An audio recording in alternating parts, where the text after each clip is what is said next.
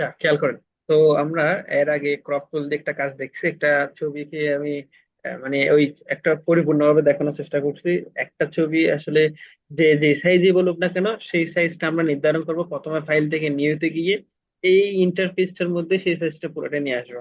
সে যদি বলে আপনার 3 3 সাইজ, তাহলে আপনার আগে জিজ্ঞেস করবেন যে আপনি 3 সাইজটা কত বাই কত, ভাই আমাকে ওয়েট এবং হাইটটা বলেন।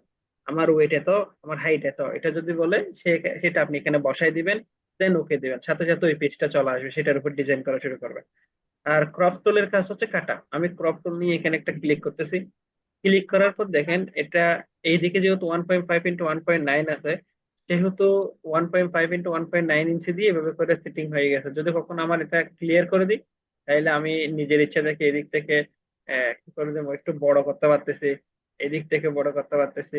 এটা কি করার পর উপরে ক্লিয়ার করে দেওয়ার পর উপরে যদি ক্লিয়ার করে দিই, তাহলে আমরা এভাবে করে নিজের ইচ্ছা মতো ছোট বড় করে নিতে পারবো। মনে করো আমি এদিক থেকে একটু টেনে ছোট করতেছি। এখন আমি নিজের মতো করে আমি চিন্তা করছি এতটুকুই রাখবো, এতটুকু সিলেক্ট করে জাস্ট ওকে দিলাম। ওকে দেওয়ার সাথে সাথে এটা ক্রপ হয়ে গেছে। এটাই হচ্ছে আমার কাজ। আমার যে কোনো কিছু ক্রপ করতে গেলে, যে কোনো ছবি ক্রপ করতে গেলে এইভাবে করেই করব। যেমন আমি আর একটা পিক্সেল নিচ্ছি। আমার এই ছবিটার বাড়তি অংশগুলো আমার দরকার নাই, আমি শুধুমাত্র কৃষ্ণের ফটোটা নেব। তাহলে আমি ক্রপে গেলাম, এদিক থেকে ক্লিক করে এদিক থেকে একটু টেনে দিলাম, এদিক থেকে একটু এদিক থেকে টেনে দিলাম। সরি, একটু বেশি চলে গেছে। এদিক থেকে যদি এরকম ভুল হয়, কন্ট্রোল Z বা আনডু, যেটা এই যে উপরে তিনটা অপশনের মধ্যে আমি বলছিলাম, এটা তো জানি রাইট মার্ক মানে ওকে। এটা মানে হচ্ছে ব্যাক হয়ে আসা, মানে ক্যান্সেল করা না, এমনি জাস্ট ব্যাক হওয়া। আর এটা হচ্ছে পুরোটাই ব্যাক দেওয়া, রিসেট দেওয়া। তো এখন আমি যদি এদিক থেকে এই কর্নার থেকে এইভাবে করে টানি, এদিক থেকে আসলাম, আবার এদিক থেকে যদি একটু এইভাবে করে টেনে দিই, তাহলে জাস্ট এতটুকু ফিট করলাম, জাস্ট ওকে। তাহলে আমি ওই ছবিটা কেটে আমি সেভ এস করে নিব। সেভ এস করে নিব কেন? যাতে আগের ছবিটা না যায়।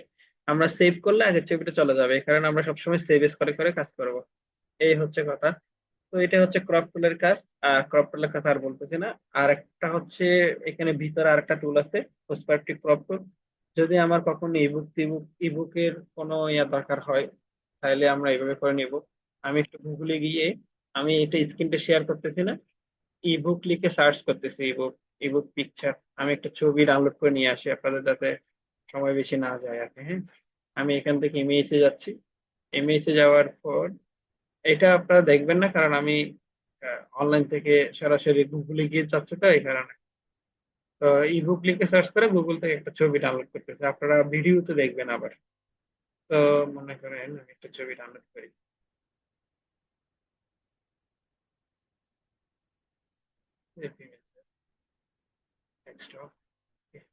আচ্ছা, আমি একটা ছবি ডাউনলোড করছি, এটা আমি ওপেন করতেছি। ওপেন করার পর এখান থেকে জাস্ট ওপেন, ওপেন করলাম ছবিটা, ঠিক আছে। এখানে ফিট করে দিলাম। এখন আমার এই ছবিটা হচ্ছে বাঁকা, আমি চাচ্ছি এটা সোজা করব। এইরকম যদি কখনো বাঁকা ছবি হয়, এটা সোজা করার জন্য আমরা পার্সপেক্টিভ ক্রপ টুলটা ইউজ করবো, মানে 2 নম্বর টুলটা। পার্সপেক্টিভ ক্রপ টুলটা নিব, এখানে এটা ক্লিক করে কাজ করা। যেমন আমি চাচ্ছি এই কর্নার গুলো করে ক্লিক করবো, প্রথম একটা কর্নারে ক্লিক দিছি। এই যে দেখেন একটা নেটের মতো একটা চিহ্ন চলে আসছে, যাই হোক, আন্তর্জালের মতো। এখানে একটা ক্লিক করলাম, তারপরে এই পাশে এসে এইদিকে একটা ক্লিক করব।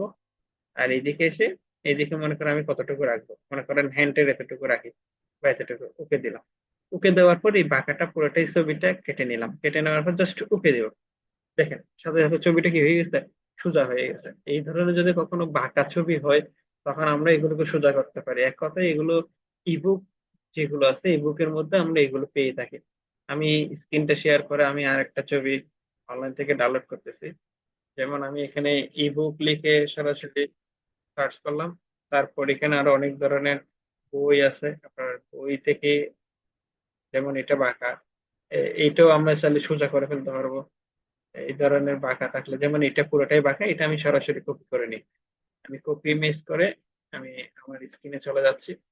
স্ক্রিনে গিয়ে কন্ট্রোল N দিয়ে নতুন পেজ নিয়ে এটা পেস্ট দিচ্ছি, দিলাম। এখন এখানে আসছে, এখন আমি এটাকে সোজা করব, তাইলে এখান থেকে পার্সপেক্টিভ ক্রপ টুলটা নেব। এখানে ক্লিক দিলাম, তারপর এখানে ক্লিক দিলাম, এখানে ক্লিক দিলাম, আর এই পাশে ক্লিক দিলাম, শেষ। তারপর জাস্ট ওকে। যখন যদি কোনো কারণে ভুল হয় আপনারা আবার করবেন। তাহলে এটা কি হয়ে গেছে, সোজা হয়ে গেছে।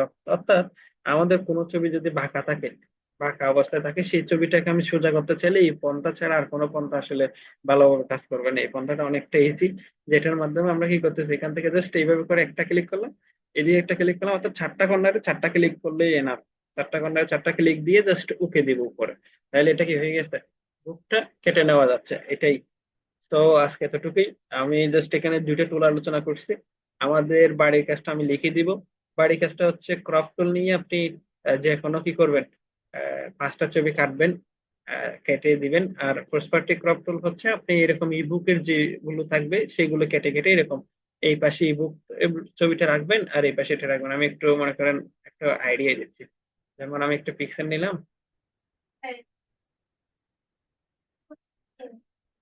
হ্যাঁ হ্যাঁ, আমরা বাঁকাবো।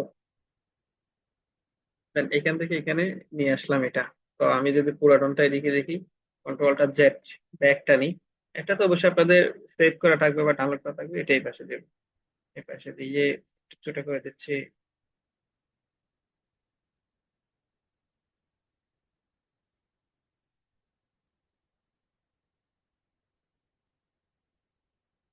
ওকে দিলাম। তাহলে এই যে এটা এরকম ছিল, এরকম করছে, আপনারা একটু সোজা সুন্দর করবেন আর কি। আমি জাস্ট একটু তাড়াতাড়ি দেখাই দিচ্ছি এই কারণে। তো যাই হোক, এতটুকু করতে পারলো এনাফ। এটা বোঝা যাচ্ছে যে এই ছবিটা এখান থেকে কেটে এইভাবে করে নিয়ে হওয়া হয়েছে। ঠিক আছে। তো এটাই হচ্ছে বাড়ির কাজ, এতটুকুই। তো কি করবেন সবাই, সুন্দর করে বাড়ির কাজগুলো করে ফেলবেন। আর স্টপ শেয়ার, আমি স্ক্রিনটা বন্ধ করতেছি।